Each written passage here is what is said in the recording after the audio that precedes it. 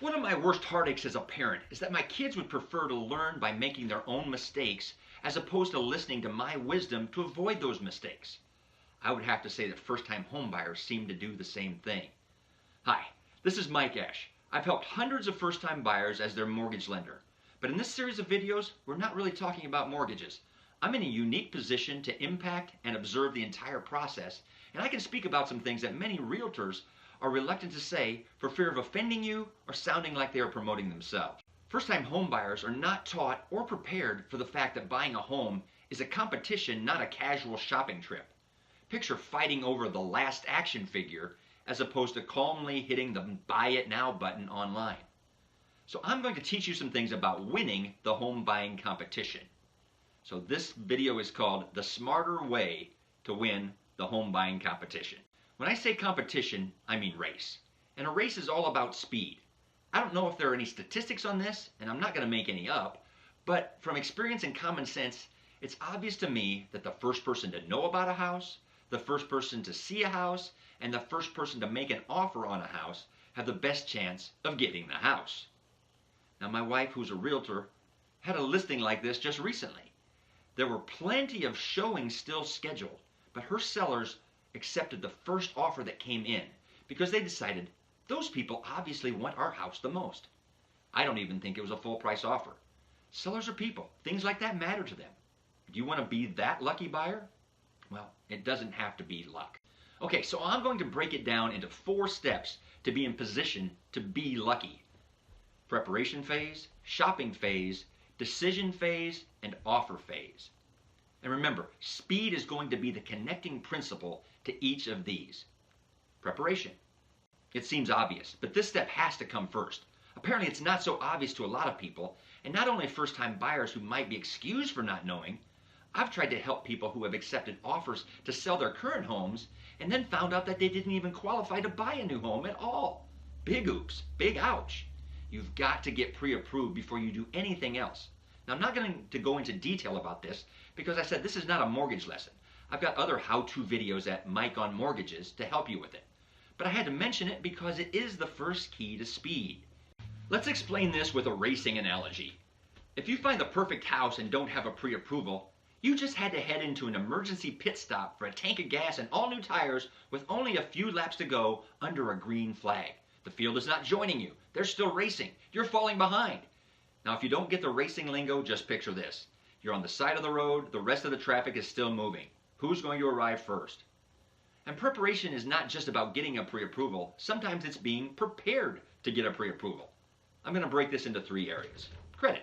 The biggest excuse I hear for not wanting to get pre-approved in advance is, I don't want to have my credit pulled too early in case it takes me a long time to find a home and then I have to do it all over again. Okay, I understand that, but here's the thing. If you have good credit, those extra credit pulls are, read my lips, insignificant to your credit score.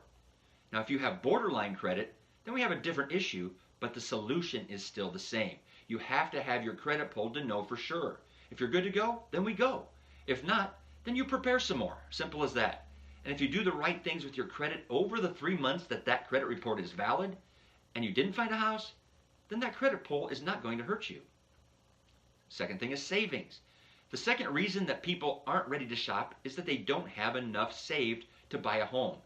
You need to have funds for your down payment, closing costs, and sometimes reserves. What about zero down loans? What about down payment assistance? Well, even if you qualify for those programs, you will be better off and you will be a stronger, speedier buyer if you have some money saved up. You'll have more options and therefore have more chances to win the race. And you'll see that when we talk about the offer. Remember, we're talking about winning, not just limping to the finish line. Oh, and by the way, if your savings is not in the bank, but in your safe or under your mattress, you are not prepared at all. You can't use those funds. The third thing that slows people down is that they don't have the documents that they need ready.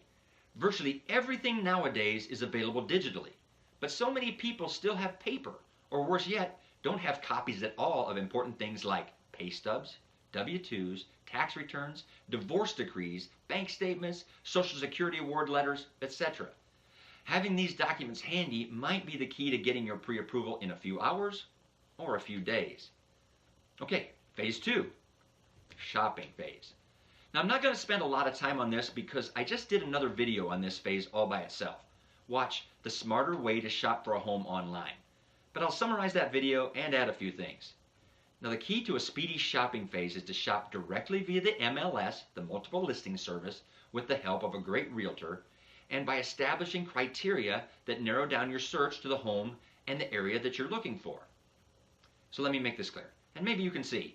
The shopping phase is primarily done before you ever go to see a house. And you can lose homes you like in this phase by being too casual. Just like they say seeking a new career is a full-time job, the same thing could be said about buying a home. If you're serious about this process, then you will check your emails, texts, etc. promptly, knowing that there are other people looking for the same thing as you. You'll take your realtor's calls or return her calls promptly if you realize speed is of the essence. And you'll try to line up a showing that very same day, not next weekend. Next weekend is fine for the house that's been on the market for 6 months. It'll still be there. But that's not our premise here. That's not the race. That's the rack of clothes with slight imperfections. If you don't try to get in the same day, you may not get in at all. You might get that phone call from your realtor. Sorry, they denied our showing. The house is pending. If you're not able to be serious about the process, then don't expect to have much success with homes of this kind.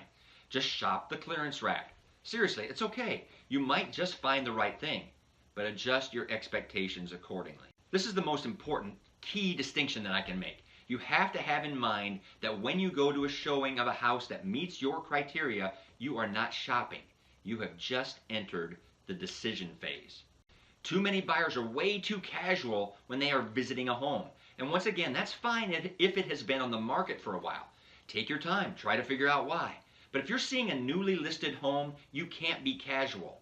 Yes or no. A maybe that lasts beyond the end of the list of homes you're looking at that day becomes a no. And no's should result in a reanalysis of your search criteria. What do you need to adjust? Now here's the thing that adversely impacts any decision process. Too many chefs in the kitchen. Too many decision makers, too many voices, too many inputs. It's natural to be wary when making a decision on such a large purchase, the largest of most people's lives. But spouses need to be on the same page before you get this far. You can't have a different agenda to work through. And they both need to be available to go see the house on the same day. If you like it and have to bring hubby tomorrow or next weekend, why even bother? It'll be gone. Or you like it and then you want your mom and dad to come check it out? Well, have they been involved through the whole process? Do they know your criteria? Do they know all the homes that you crossed off the list before ever getting to this one? Are they naturally positive people? Or like most parents, skilled at playing devil's advocate to all of your decisions? If speed is of the essence, you just can't afford this step. You may be better off at the clearance rack. That's okay. I mean, if you have to have Uncle Bob come this weekend and check it out because he's handy, clearance rack. Remember, you are competing with people that have learned this lesson.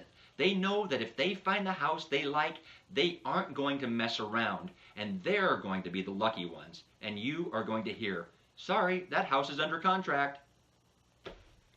Here's one more metaphor for a decision impacting problem.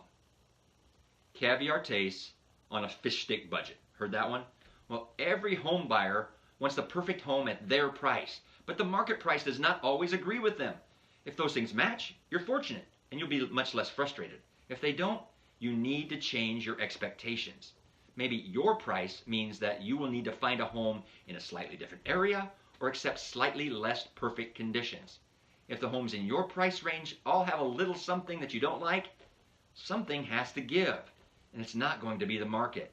If you don't learn to accept this, you will not make a decision. Or you could say you've already decided not to buy. Think of it this way. Are you better off not buying or buying something that might not be your forever home? Most people keep a home only 5 to 7 years. Okay, so let's say you've gotten this far. You're pre-approved, you saw a house that just came on the market, you made a timely decision, and you're going to make an offer. The offer phase. So obviously you did everything else quickly. You want to get this done right away. You want to be the first to offer if you can, because you never know. That might be the biggest leg up you could hope for and the only one you need. So how do we structure that offer to make it easy for them to say yes to us right away? First, we don't want to dicker over the price. Well, don't most sellers overprice? Yes, they do. And if this one is overpriced more than a couple $1,000s, then you shouldn't be in the offer phase. Your realtor should have analyzed this for you, and you should probably have passed for now. You don't want to be that first lowball bid. You're just helping the next guy. You want to come along after they've learned that they're way off. But if the price is close enough, make your offer at or near the asking price. If you give them the asking price, there's no reason for them not to accept. Second, we don't want to have to ask for any concessions. So this is where I refer back to preparing by saving. If you need seller concessions, like help with closing costs, once again, this is not the category of homes you should be shopping in. You can only count on getting seller concessions on homes that are not going to get multiple offers.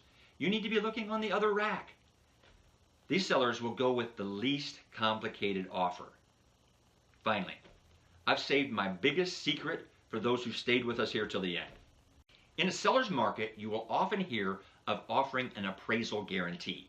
In essence, you're offering to pay the difference in cash if the appraisal comes in low for an overpriced house or if you've made an offer above the asking price. Now, as an economist and someone who has seen the results of the bubble, I am not in favor of this for systemic reasons. Besides that, I don't think anyone should pay more than something is worth. I've got a better idea to make your offer stand out. Make a cash offer. What do you mean? I don't have that much cash. I need a mortgage. Of course you do. But think about it. The seller always gets the full amount in cash. You're not paying them monthly.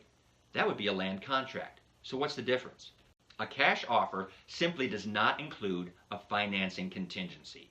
It means that if your loan falls through, you don't get your earnest deposit back. That's all. So if you're a strong buyer with no skeletons in your financial closet, you don't need that contingency anyway. Why not make a cash offer with a modest earnest deposit? You can make a cash offer and still have an inspection contingency and an appraisal contingency. These are much more important in protecting you and your deposit. Now you just made yourself the most attractive buyer. By the way, this is also a successful way to use a loan to buy a house that's listed as cash only. But that's not part of this scenario. Those homes are on that other rack. So, now you've made your own luck. You're prepared, you've shopped smartly and quickly, you've decided promptly, and you've made an attractive offer. You're in position to win.